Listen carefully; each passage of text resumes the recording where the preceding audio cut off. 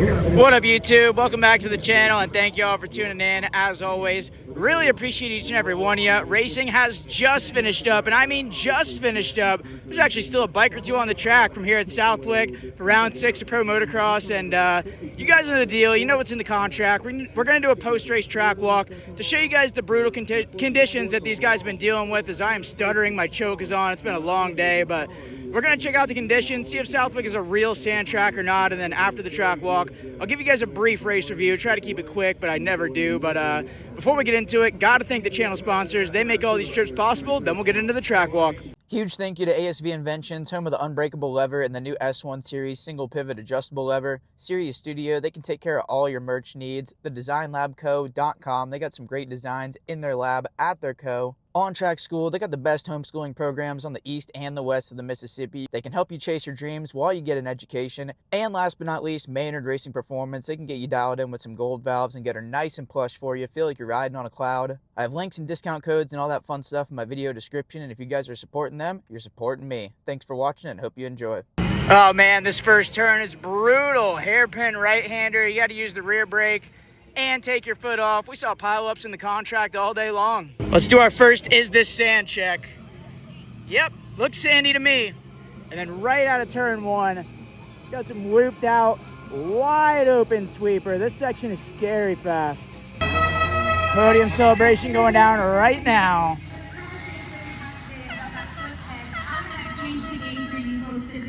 Wide open smash through here, and then this is a high-speed drop-off. Pretty sketchy, almost as sketchy as kindergarten artwork, especially when you consider that you're going into the Corduroy Pants National. Any of you guys tired of hearing me say that yet? Yacht. Launch the ski jump, land wherever you please. No choice. All right, let's do sand check number 2. Yep, looks sandy to me. Guys, I know it's not Lommel or Valkenswaard, but you Europeans think it's got to be that to be sandy. Like, nothing is Lommel. This is still sandy. It's just not quite that mental. Right, but tough moto. Just pound through here. Honestly, I have seen it worse. I've seen years where they have the pre-built rollers all the way up this, and it's way more gnarly. And we've even got some rocks in the program. South Dilla, who knew?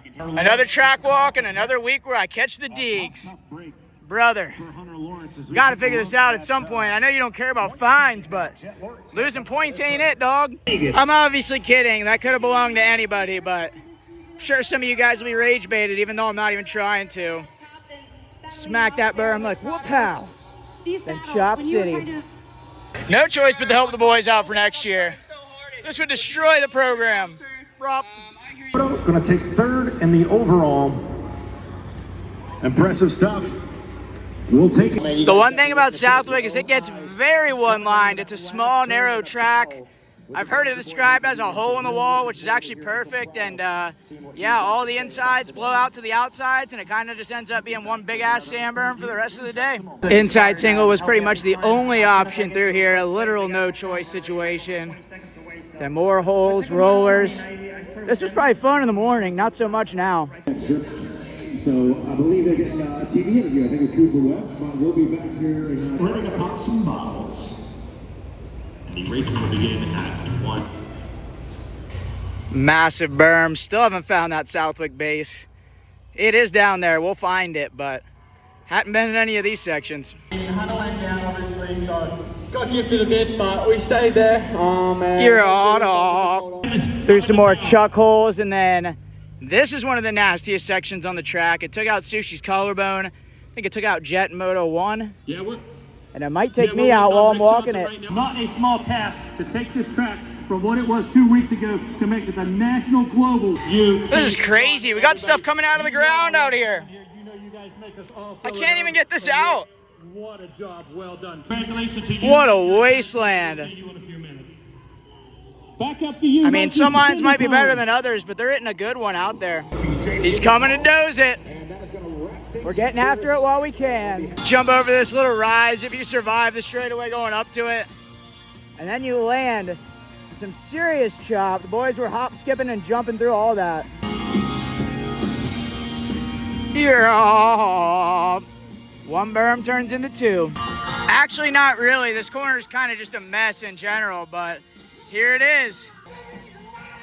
Here's that Southwick base everybody was talking about. It does exist.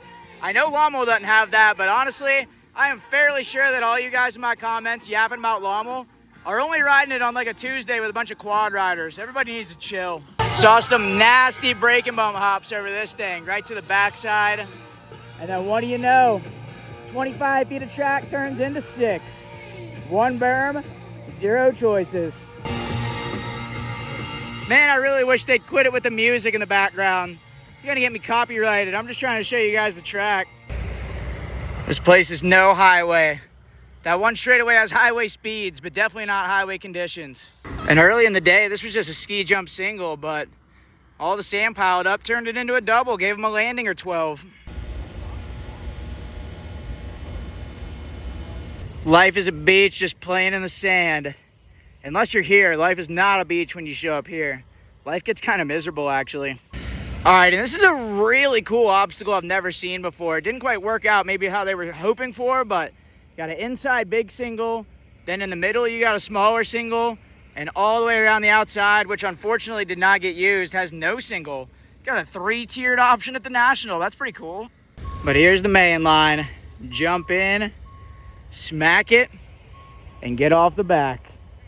We'll do a third sand check for good measure. Yep. Looks like sand to me, but what do I know?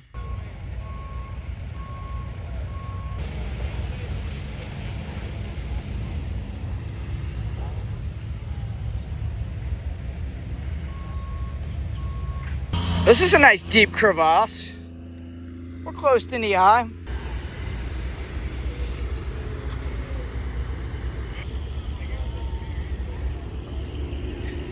Yep. Couldn't be much more sandy through here. And here's some more of that Southwick hard base. Out of here, down to the hard stuff, all choppy. Hop in a swap, and just hope you make it through here alive. Prayers up to Christian Craig. He had a big one through here. And this is pretty sketchy. They groomed it after CC leveled himself, but you just launch down into ruts. Hope you don't peg drag and just send it some more. Then land this, a bunch of sand from everybody landing and kicking it back there into some more hard pack and some chop. If you're running stiff suspension out here, call it chopsticks. And then pick your poison for this 7-foot death trap jump. Ruts on the right or dragon's back chop on the left. Land 7 feet of hell and you're into more chop. I could not believe watching Jet, Deegan, and Prado and those guys go through here. Land on the gas, don't even consider the brakes, and just rip through there.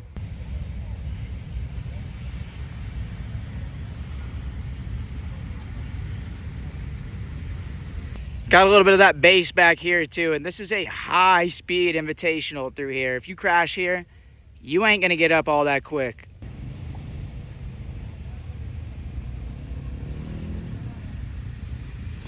Cleanup's already going down. Sorry guys, I feel like my commentary's kind of lacked in this one. I really run myself into the ground at these things. But this sweeper, we got 2 ruts. This looks like a quad rut. Got Doug Gust out here just burning up the sand. Massive sand berm all the way around. She's deep if you go out there, but the key to riding this stuff and what the Euro boys were doing so good is they were going right underneath where it wasn't quite so deep, just shorten up the track a little bit, but keeping momentum up. And yeah, they're sand gods for a reason.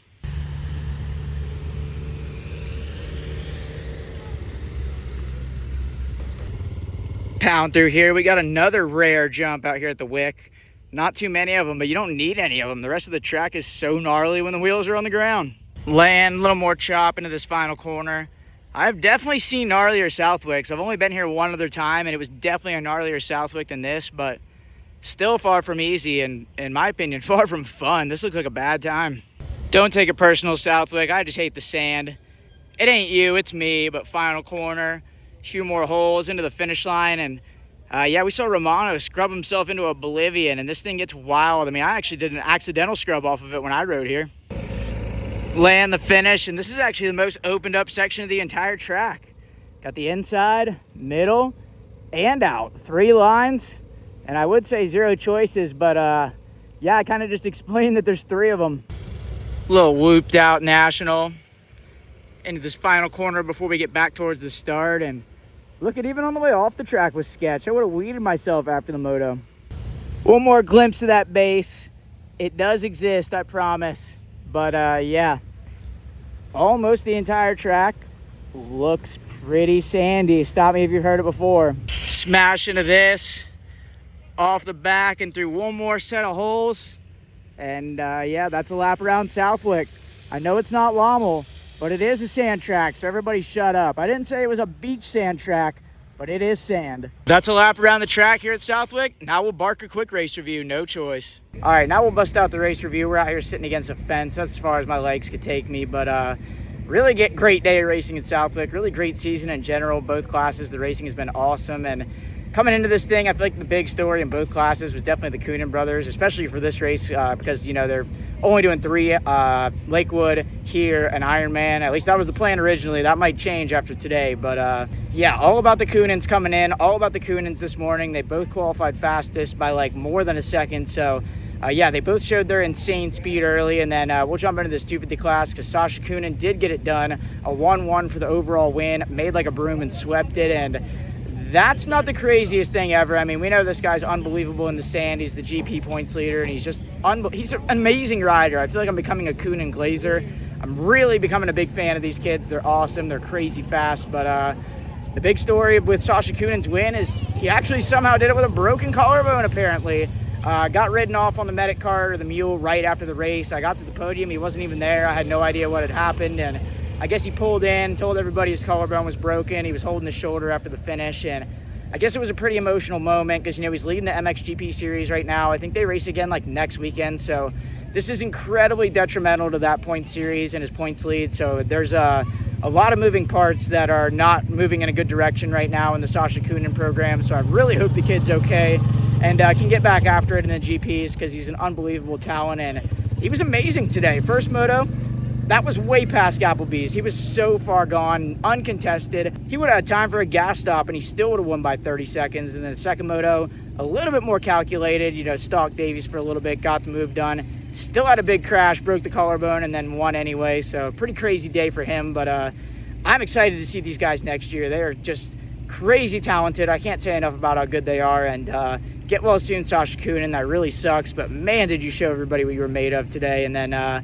second overall, Levi Kitchen. Not the best day for him, but honestly, he did a really good job salvaging. He had a crash in the first moto, and he was digging, fought back hard, made tons of passes, and got himself back into the second spot. And then second moto, I think he was in the hurt locker along with a lot of his other competitors. I think he was struggling a little bit, but still got it into a fourth and got a second overall. So these are the kind of days that championships are made of. If he gets this thing done at the end of the season, then you're going to look back on rides like that first moto ride and realize that that's what did it for you. So he's got to stay in it. I mean, he's right there for the points lead. The points lead has actually gone to our next guy, third overall for Cole Davies.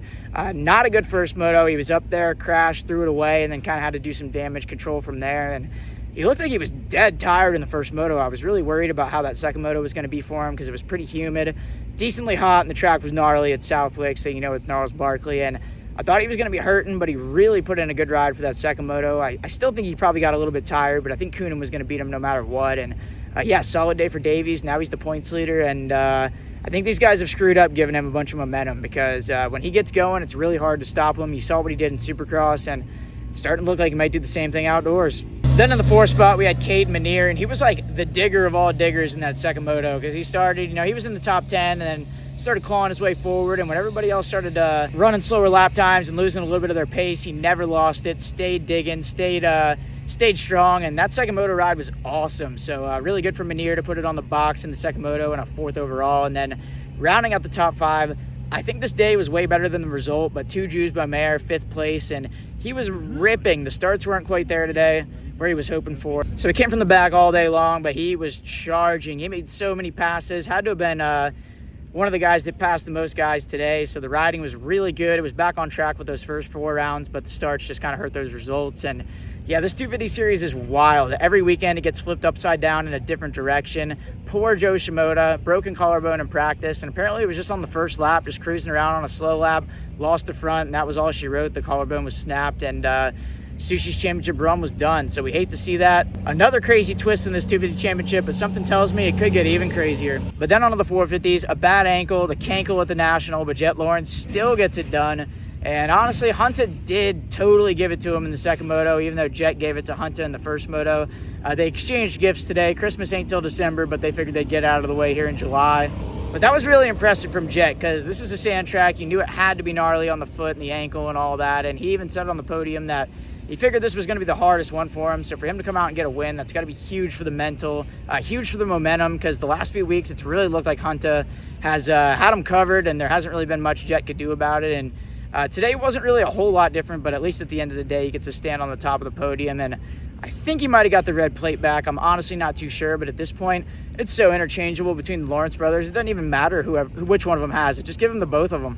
But third win of the season for the Jet, and he was really digging for that one. He was pushing because Hunter had the pace. I mean, he caught him in Moto 1. He was ahead of him for most of Moto 2, and I saw Jet on the edge big time. He was throwing everything he had at it, so it's really cool to see that the brothers have elevated themselves to this insane level, and they're just putting belt to ass on the entire field, the entire world, like every weekend. I mean, one part of the world might have put belt to their ass, but we'll get to him at the end of this. But a win for Jet, second overall for Hunter with a 1 and a 4, and man, what could have been. He could have extended this points lead. He could have had a 1-1. He could have had tons of confidence, momentum, and everything. And this is coming from a guy who was getting like 35th, so take it with a grain of salt, obviously. But I just feel like these are the things that Hunter is really going to need to eliminate if he wants to be champion. Because Jet, he's had a few of those himself, but I feel like when he does have those motos, he's really good at limiting the damage, I should say. And Hunter had that one. I mean, worst case, Jet passes him and he gets second. But went to Indonesia in a corner, pulled the full Benny Bloss spec. Benny's done that 2 weeks in a row. It's one of the funniest things I've ever seen. But yeah, not the ideal ending to the day for Hunter Lawrence, but he was still the man all day. He still looked like the fastest guy. He still looked like he was in control. And this thing's going to go down to the bitter end with the Lawrence brothers once again. It's going to be just like SMX. I think it's going to be a total nail-biter national, and I'm really excited to be tuned into it for the rest of the season. I'm actually going to go to all the rest of the rounds, so we'll be here to cover it all, and yeah, I cannot wait. But that was first and second, Lawrence brothers world, and we're living in it as usual. And then rounding out the podium, Hayden Deegan, and it was a good day from him. I mean, he showed some flashes of speed. He stayed with the Lawrence boys for the first half or so of the motos, and then kind of started to drop back while they entered the UFO finals and just got out of town. But really the matchup's more been Hayden Deegan versus Jorge Prado this year. They got into it a little bit again in that second moto, and I say got into it. They were just about to battle. It wasn't anything bad or anything like that. And one thing I'm kind of wondering about, you know, Deegan on the podium, he keeps talking about getting closer and this and that, which there are areas where he's getting closer, don't get me wrong, but I feel like the end result at the end of the moto, he's just as far back or maybe even further back than he has been the entire year. So maybe he's just looking at different aspects of the racing and the riding and thinking we're improving in those ways. But in the big picture, it honestly looks like the Lawrences are still as far out as they've ever been from Deegan. And I mean, he's working hard. He's a young kid. He just moved up. The Lawrences have a few years on him in this class and on this bike. So I'm not writing him off. Don't get me wrong. The kid's elite. The kid's unbelievable, but it's just going to take some time. He's not quite where he was hoping to be, not quite what he was hoping to be doing after all the smack talk, but you guys know the deal. They turn the tables, and then they talk about how he's just learning and this and that. So, yeah, no matter what Deegs does, they're always going to spin it to make themselves feel good and look good. So, yeah, and zero hate comms on that. I mean, they've done their thing. They built a massive following, and they've earned the right to kind of control the narrative when it comes to Hayden. So he's riding good. He's riding really good, but I just still think he has quite a ways to go to get to the Lawrence brothers. And then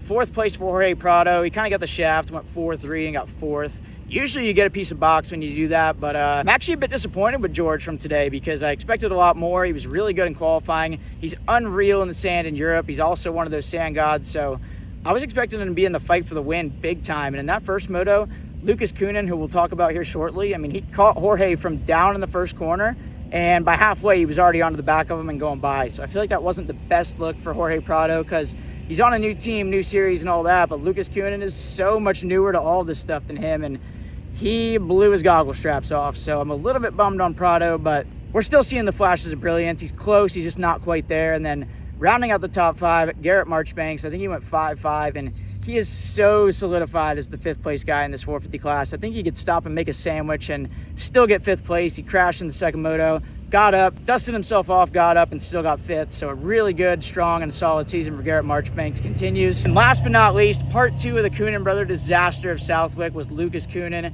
Fastest qualifier, demolished their times in the morning, but then he was down in the first corner. Not how anybody wants to start their day, and he ripped through the pack like nobody's business. He was flying up into the top 10 in like 2.5, 3 laps, up to fourth, I think by like halfway, maybe even before, and that was a generationally talented ride. That was unbelievable. But then unfortunately it came to a grinding halt. I just lost him. I didn't know what happened to him, but apparently the KTM may or may not have went boom. I hope I'm not wrong on that, but that's what everybody was saying, was that his bike locked up, and he took a massive trip to Indonesia over the ski jump. And thank God that dude's okay, because he's also the MXGP points leader. He's got a 450 world title to win, and reports are that he should be okay, but he did not line up for the second moto. Honestly, I don't blame him. He's got so much going on at home and so much on the line there, and I really feel for the Coonan brothers, man. I'm becoming such a big fan of them. They seem like really good kids, really humble, and just nice kids, so I'm really rooting for their success. And for this trip to be such a disaster for them in a series that they don't even race, I really feel for them. I hate to see it, and